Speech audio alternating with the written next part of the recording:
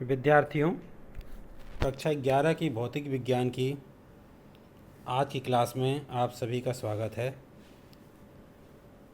इसके पहले लेक्चर में हम लोग मापन एवं मात्रक पाठ में त्रुटि विश्लेषण तक पढ़ चुके थे।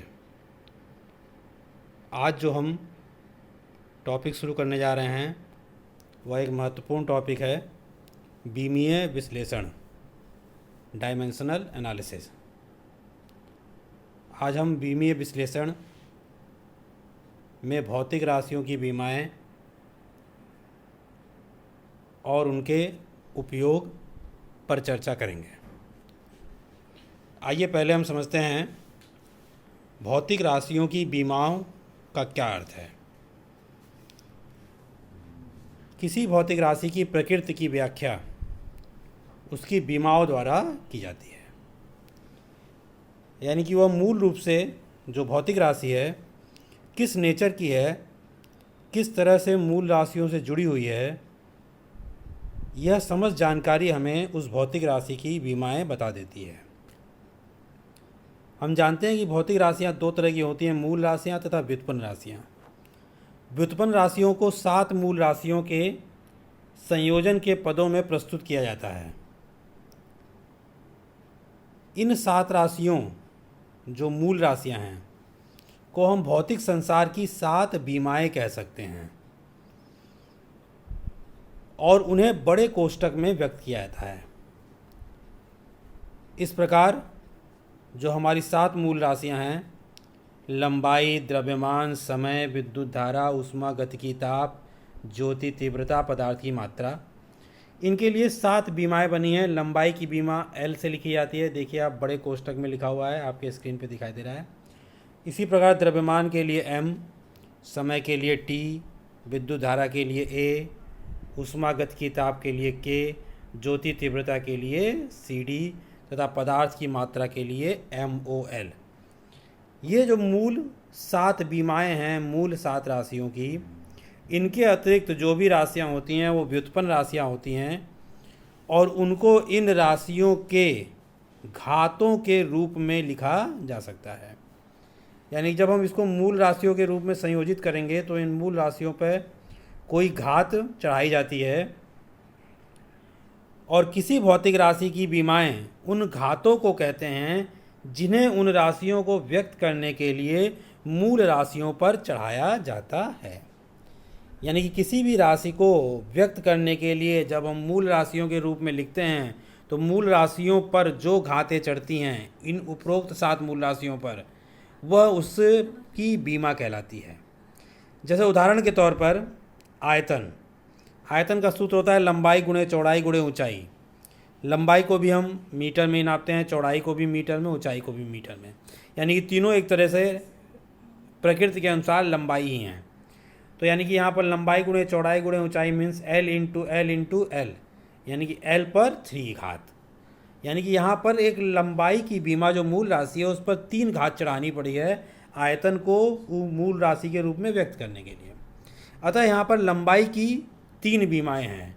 द्रव्यमान यहाँ पर है नहीं, अर्थात द्रव्यमान की बीमा 0 है। समय यहाँ है नहीं, यानी कि समय की बीमा 0 है। यांत्रिकी में जो भी राशियाँ मूल राशियों के रूप में लिखी जाती हैं उसमें अधिकतर 3 ही बीमाएं होती हैं, M, L और T। जब हम विद्युत पढ़ते हैं तो वहाँ पर विद्युत धारा की बीमा भी आ जाती है। इस तरह से यांत्रिकी पढ़ते समय 3 बीमाओं का प्रयोग किया जाता है। इसलिए हम कम से कम किसी भी आयतन का सूत्र जब लिखते हैं तो उन 3 बीमाओं में लिखते हैं, M, L और T में। यहाँ M की बीमा 0 हो जाएगी, T की बीमा 0 हो जाएगी और आयतन में L की बीमा 3 हो जाएगी। आशा है कि आपको इस उदाहरण से बीमा का अर्थ समझ में आ रहा होगा। एक और उदाहरण हम आइए देखते हैं। घनत्व बराबर होता है द्रव्यमान बटा आयतन। द्रव्यमान मतलब मूल राशि है, इसको M से लिखेंगे, बटा आयतन। आयतन की बीमा हम निकालें L पर 3, इसको जब ऊपर ले जाएंगे तो ये हो जाएगा ML-3। अर्थात घनत्व की बीमा में M की बीमा 1, L की बीमा -3 और T यहाँ पर है नहीं तो T की बीमा 0। इस तरह से हर एक भौतिक राशि को मूल राशियों के घात के रूप में जब हम ऐसे व्यक्त करते हैं तो ये घातें जो होती हैं वह उस भौतिक राशि की बीमा कहलाती हैं। अब यहाँ पर दो और पदों का प्रयोग होता है, बीमीय सूत्र एवं बीमीय समीकरण। किसी भौतिक राशि का बीमीय सूत्र वह व्यंजक है जो यह दर्शाता है कि किसी भौतिक राशि में किस मूल राशि की कितनी बीमाएं हैं। जैसे हमने ऊपर निकाला आयतन, तो आयतन में L की बीमा 3 थी, तो हम आयतन का बीमीय सूत्र इस प्रकार लिख सकते हैं बड़े कोष्टक में m0 L3 T0, मतलब m की बीमा 0, L की बीमा 3 और T की बीमा 0। कम से कम इन 3 में हम व्यक्त करते हैं किसी भी बीमीय सूत्र को। तो आयतन का बीमीय सूत्र इस तरीके से लिखा जाएगा, यानी कि जब किसी मूल राशियों की घातों के रूप में उसको व्यक्त किया जाता है तो वह व्यक्त करने का जो तरीका होता है उसको बीमीय सूत्र कहते हैं। जो घातें लगाई जाती हैं वो उसकी बीमाएँ कहलाती हैं। जैसे यहाँ पर और भी उदाहरण दिए गए हैं। घनत्व का बीमीय सूत्र m1L-3T0, वेग का बीमीय सूत्र m0L1T-1। अब हम दूसरे पद की बात करते हैं, बीमीय समीकरण। बीमीय समीकरण मतलब किसी भौतिक राशि को उसके बीमीय सूत्र के बराबर रखने पर, यानी कि जो बीमीय सूत्र हमने ऊपर लिखा है, और भौतिक राशि को उस बीमीय सूत्र के बराबर जब लिखकर एक समीकरण लिखी जाती है तो वह बीमीय समीकरण कहलाती है। जैसे capital V is equal to m0L3T0, यह एक समीकरण बनी, इसको बीमीय समीकरण कहा जाता है। ऊपर हमने दो उदाहरण देखे, आयतन, घनत्व, वेग, इनके बीमीय सूत्र यहाँ लिखे गए हैं। इनके अलावा और भी सभी जो भौतिक राशियाँ होती हैं उनके अपने एक बीमीय सूत्र होते हैं, और बीमीय सूत्र का भौतिक महत्व यह है कि हम उस बीमीय सूत्र से जान जाते हैं कि वह मूल राशियों से किस प्रकार से व्युत्पन्न होकर आया है। जैसे मान लीजिए दूरी बटा समय से वेग मिलता है, फिर वेग के बाद त्वरण यदि हम लिखेंगे तो वेग बटा समय। इस तरह से हम कैसे कैसे व्युत्पन्न होकर वो मूल राशि से ऊपर तक जाता है वह बीमीय सूत्र हमें बता देता है। यहाँ पर नीचे एक तालिका दी गई है, इस तालिका में विभिन्न भौतिक राशियों के बीमीय सूत्र निकाले गए हैं। इन बीमीय सूत्र को आप एक एक करके यहाँ पर देखेंगे। जैसे त्वरण लिखा है, उसका सूत्र लिखा है, फिर उसका बीमीय सूत्र निकाला गया है। बल, कार्य, शक्ति, घनत्व, संवेग, गतिज ऊर्जा, गुरुत्वीय स्थितिज ऊर्जा, इनमें से जो सूत्र आपको दिया गया है संबंध, उस संबंध से ही हम उसका बीमीय सूत्र ज्ञात कर लेते हैं। यदि आप संबंध आपको जानते हैं तो बीमीय सूत्र निकाल सकते हैं। कुछ ऐसी राशियाँ भी इसमें होंगी जिनके संबंध आप अभी नहीं पढ़े होंगे, आगे चल के पढ़ेंगे। उनके बीमीय सूत्र यहाँ पर अभी आपको थोड़ा सा याद करना पड़ेगा, जब आगे आप उसको टॉपिक को पढ़ेंगे तो आप उसमें समझ सकते हैं। लेकिन हो सकता है कि यहाँ पर अभी आपको वे बीमीय सूत्र याद करने पड़ें। ये सारे उदाहरण जो हैं एक एक करके आप देखेंगे किस तरह से इसमें बीमीय सूत्र ज्ञात किया गया है। कहीं भी कोई समस्या आएगी तो उसको बाद में पूछ सकते हैं। यहाँ पर कुछ भौतिक राशियों के बीमीय सूत्र टेबल में दिए हुए हैं। इसके अलावा भी सभी भौतिक राशियों के बीमीय सूत्र हम निकाल सकते हैं। अब हम पढ़ते हैं बीमाओं का उपयोग। बीमीय विश्लेषण के पहले उपयोग में आता है एक पद्धति के मात्रकों को दूसरी पद्धति के मात्रकों में बदलना। जैसे मान लीजिए हम किसी वेग का मान कहते हैं 20 मीटर प्रति सेकंड। तो 20 मीटर प्रति सेकंड में कहने का मतलब है कि मीटर यहाँ पर दूरी का मात्रक है और सेकंड समय का मात्रक है। यदि दूरी का मात्रक किलोमीटर ले लिया जाए और समय का मात्रक घंटा ले लिया जाए तो इसका मान उस मात्रक पद्धति में यानी कि किलोमीटर प्रति घंटा में कितना होगा, यह हम बीमीय विश्लेषण से निकाल सकते हैं। यहाँ पर एक चीज़ आपके समझने की है कि जब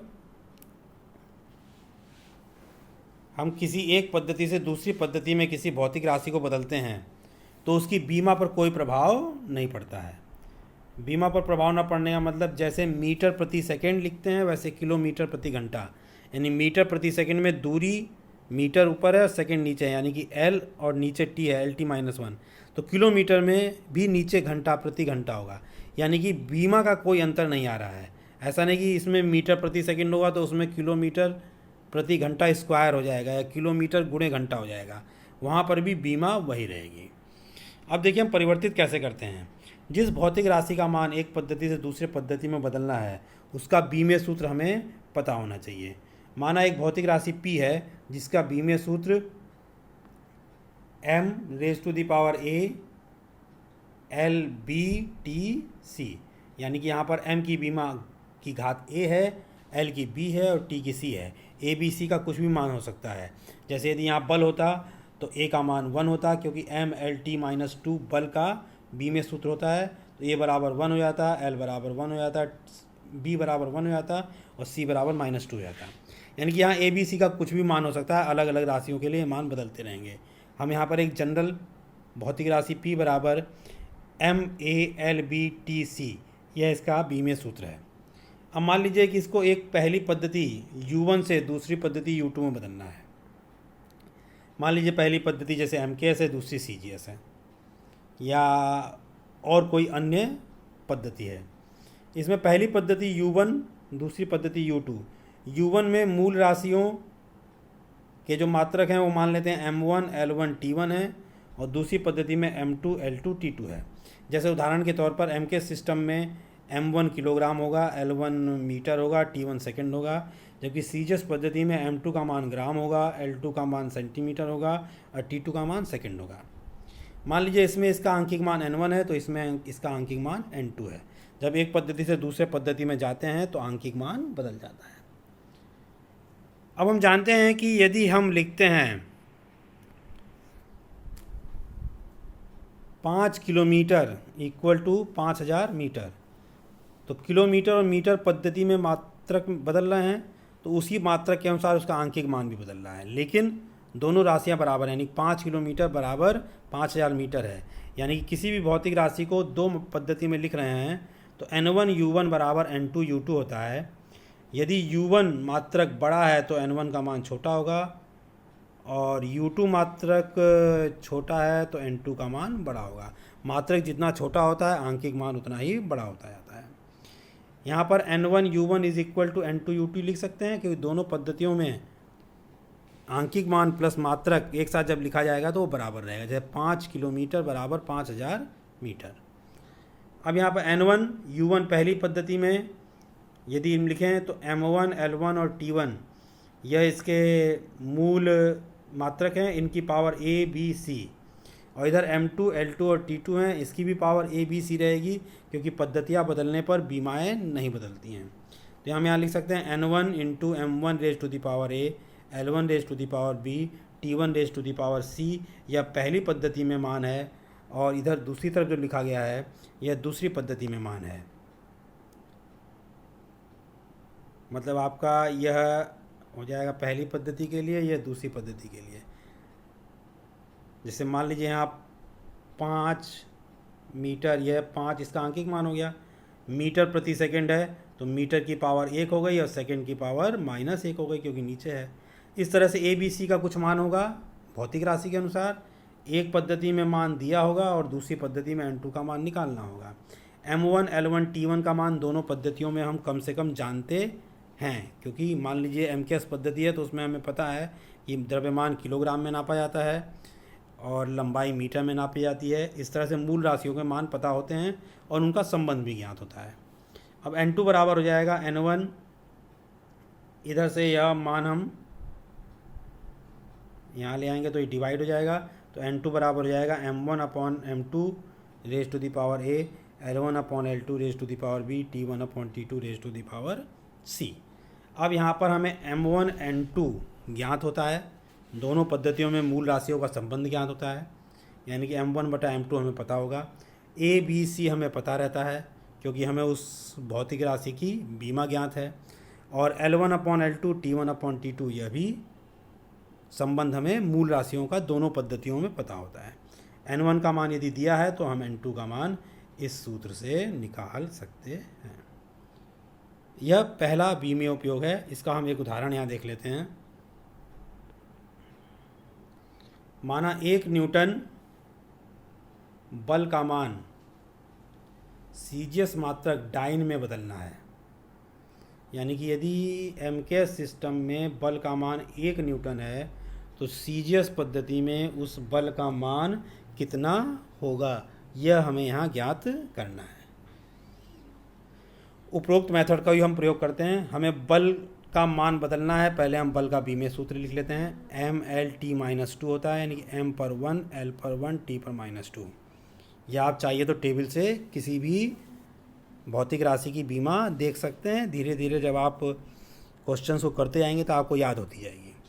यह बल का बीमीय सूत्र है। अब हमारा पहला पद्धति है आपका MKS, दूसरी पद्धति है CGS।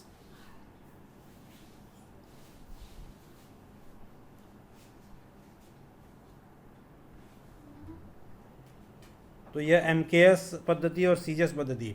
MKS पद्धति में M1 का मान kg होता है, L1 मीटर होता है, T1 सेकंड होता है, जबकि CGS में M2 ग्राम होता है, L2 लंबाई सेंटीमीटर में नापी जाती है, T2 टाइम सेकंड में नापा जाता है। पहली पद्धति में इसका मान 1 दिया हुआ है, 1 न्यूटन को बदलना है। दूसरी पद्धति में मान निकालना है। उपरोक्त सूत्र लगा लेते हैं। F बराबर m1 L1 t-2 से ABC का मान मिल गया। अब हमें यह सूत्र लगा देना है। ABC का मान पता है, m1 m2 L1 L2 t1 t2 का मान दिया है नीचे, और n1 का मान 1 दिया है, n2 का मान निकालना है। अब इसमें हम फार्मूले में रख देते हैं। देखिए, इस फार्मूले में रखने पर n1 बराबर 1 रख दिया गया,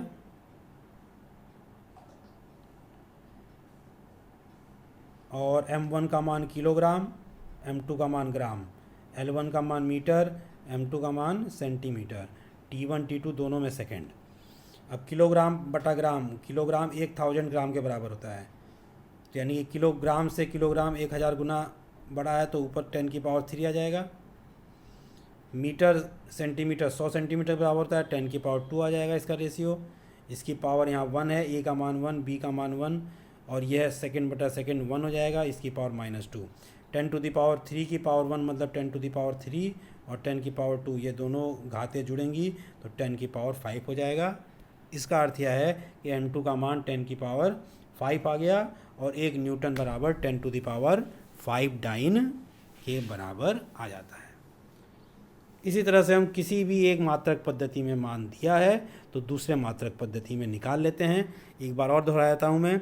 सबसे पहले उस भौतिक राशि का बीमीय सूत्र लिख लीजिए, ABC मान पता चल जाएगा। एक तरफ एक पद्धति लिखिए, दूसरी तरफ दूसरी पद्धति लिखिए। मूल में जो उसके मात्रक हैं, मूल राशियों के, द्रव्यमान, समय, किलोग्राम, वो लिखिए। या जो उसमें क्वेश्चन में दिया हो कि हमें यह लेना है, जैसे मान लीजिए दिया है लंबाई किलोमीटर में लीजिए, समय घंटा में, तो उधर किलोमीटर और घंटा लिख लेंगे।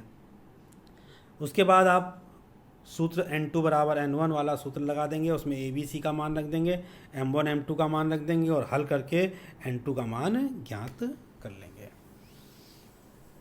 यह हमारा बीमीय विश्लेषण का पहला अनुप्रयोग है। 2 उपयोग और हमें आगे पढ़ने हैं। उसमें एक है किसी भी भौतिक संबंध की सत्यता की जांच करना, और दूसरा है किसी सूत्र को स्थापित करना बीमीय विश्लेषण के द्वारा। यह दोनों अनुप्रयोग हम लोग आगे अगले लेक्चर में पढ़ेंगे। धन्यवाद।